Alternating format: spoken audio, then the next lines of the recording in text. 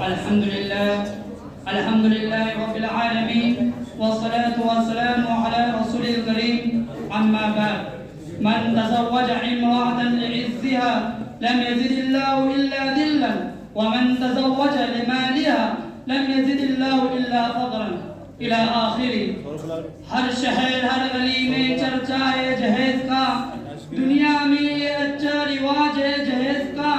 لڑکے کا جنم ہوتے ہی کہتا ہے فخر سے 1,00,000 کا ٹیٹ ہے بچے جہیز کا. لڑکی کی والدین کے نیندیں حرام ہیں جب سے سنا ہے شہر میں چرچا جہیز کا. حاضرین مجلس، اس وقت نیا موضوع ہمارے معاشرے کا وناسور موضوع ہے جس نے زندگیوں کی بنیادوں کو ہلا کر رکھ دیا. کتنے ہی سینکڑوں ہزاروں گھروں کو تباہ برباد کر دیا، کتنے ہی جذبات کو مسل کر رکھ دیا. یہ وہ بیماری ہے جس کو آپ جہیز کے نام سے یاد کرتے ہو. میرے نوجوانوں، ایک وہ دور تھا لڑکیوں کی پیدائش کو موجب ننگ و وقار سمجھا جاتا تھا. اسی سبب سے لڑکیوں کے پیدا ہوتے ہی زندہ دفن کر دیا جاتا تھا. لڑکیوں کا معاشرے میں کوئی جگہ نہیں تھا. لیکن وہ بھی دور آ گیا، لڑکیاں اپنے وجود پر فخر کرنے لگی، اپنے آپ کو زندہ دفن کرنے کے لائق نہیں بلکہ اس میں معاشرات کے لائق سمجھنے لگی. اسی دور کو اسلام کا دور کہا جاتا ہے.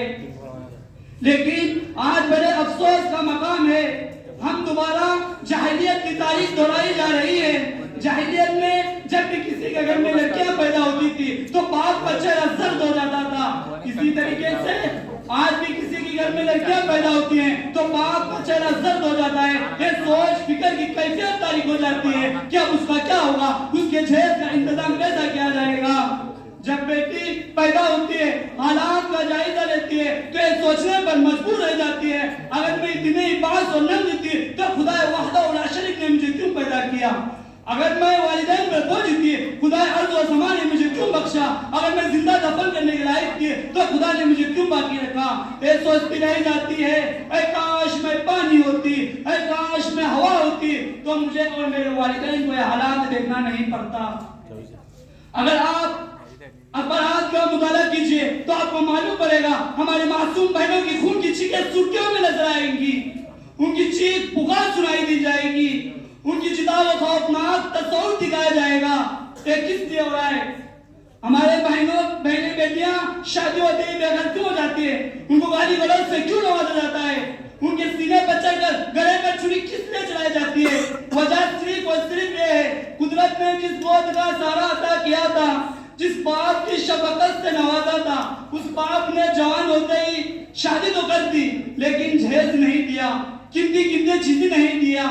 اے مسلمانوں، تم کون سا زمانہ اختیار کر لیے ہو، کون سا دین اختیار کر لیے ہو جو کہ شادی ایک عبادت بعد جنت تھی اس کو بعد جہنم بنا لیا. اگر آپ پہلی صدی کی مکمل تاریخ الٹ کے دیکھا جائے تو آپ کو معلوم پڑے گا آپ صلی اللہ علیہ وسلم نے 1 نہیں 2 نہیں بلکہ 11 شادیاں کی. اپنے 4 بیٹیوں کی شادی کرائی، سارے صحابہ نے شادی کی.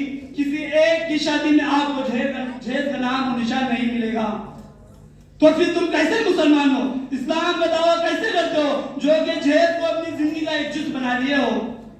ہمارے کردار بتا رہے ہیں کہ ہم شادی آج صلی اللہ علیہ وسلم کی سنت سمجھ کر نہیں، دین فرضیت سمجھ کر نہیں، نگاہ کی شرمگاہ کی حفاظت سمجھ کر نہیں بلکہ مال اور دولت کے اصول کے لیے شادی کر رہے ہیں. آپ صلی اللہ علیہ وسلم نے فرمایا جو شخص کسی عورت سے اس کی عزت کے لیے شادی کرے اللہ اس کی ذلت میں اضافہ کرے گا.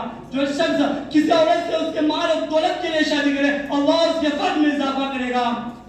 اے نوجوانوں، تمہاری بددلی، تمہاری بدغیرتی کی وجہ سے آج اسلام کی بیٹیاں خون کے آنسو رو رہے ہیں، نند ساز کے تانے سننے پر مجبور ہیں. تمہارے کردار کی وجہ سے آج ان کو صندوق میں بند کر پانی میں ڈبا کر مار دیا جا رہا ہے. ان سارے چیزوں کے ذمہ دار صرف تم ہو. اگر تمہیں کوئی سیدھی سادی شادی کرنے کی تلقین کرتا ہے، جہیز نہ لینے کی نصیحت کرتا ہے تو تم بہانے لگاتے ہو اور کہتے ہو یہ تو سنت نبوی ہے. آپ صلی اللہ علیہ وسلم نے خود اپنے لگتے جگر حضرت فاطمہ کو جہیز دیا تھا. خدا کی قسم جس طرح آپ صلی اللہ علیہ وسلم نے اپنے 3 بیٹیوں کی شادی کی تھی اسی طرح حضرت فاطمہ کی شادی کی ہے. ہاں ساتھ میں کچھ گھریلو سامان لگا دیے ہوئے تھے، ایک مخصوص وجہ ہے کہ حضرت علی آج صلی اللہ علیہ وسلم کی پرورش میں تھے. وہ لگا دیے ہوئے سامان کوئی قیمتی یا حیثیت کے نہیں تھے بلکہ معمولی سی سامان تھے. اے نوجوانوں، تم دلیل فاطمہ کو دلیل میں پیش کرتے ہو، انصاف کر کے بتاؤ کہاں قیمتی چیزوں کا تذکرہ ہے؟ ہر چیز آپ کو قیمتی چیزوں کا تذکرہ نہیں ملے گا. اے جہیز کے ٹھیکیداروں، اولاد پیدا کر کے جہیز کی تمنا کرنے والوں، کان کھول کے سن لو. تم کہتے ہو کہ میرا بیٹا انجینئر ہے، میرا بیٹا ڈاکٹر ہے، میرا بیٹا عرب میں رہتا ہے، مجھے جہیز میں فلاں چیزیں چاہیے. اگر تمہارا بیٹا ڈاکٹر ہے تو حضرت امیر المؤمنین تھے، اگر تمہارا بیٹا انجینئر ہے تو حضرت علی مجاہد تھے، اگر تمہارا بیٹا عرب میں رہتا ہے تو حضرت علی فاتح خیبر تھے. اے نوجوانوں، دنیا پرستی چھوڑ دو، جہیز پر لات مار دو. اس کے خاطر خدا کی بندیوں کو مت ستاؤ، ان کی زندگیوں کو شمشانوں میں مت بدلو. یہ بھی تو ذرا سوچو، جہیز نہ لانے پر تم اپنی بیوی کو مارتے ہو. اگر تمہارے سامنے تمہاری بیٹی، تمہاری بہن، تمہاری بھتیجی، تمہاری بھانجی کو مارا جائے، گالی گلوچ کیا جائے تو تمہیں کیسا لگے گا؟ یہ بھی تو کسی کی بہن، کسی کی بیٹی، کسی کی بھانجی، کسی کی بھتیجی ہے. اگر اپنی اولاد روئے تو دل میں درد، اگر اپنی اولاد روئے تو دل میں درد، دوسروں کی اولاد روئے تو سر میں درد. کسی کے بے بس کو مسکرا کر دیکھنے والوں، کسی کے بے بس کو مسکرا کر دیکھنے والوں، خدا تمہیں لے آئے اس منزل پر تو مستقبل کیا ہوگا؟ اب کیا آپ برات کا جائزہ نہیں لیتے؟ ماحول کے رنگ و روپ پر نظر نہیں کرتے؟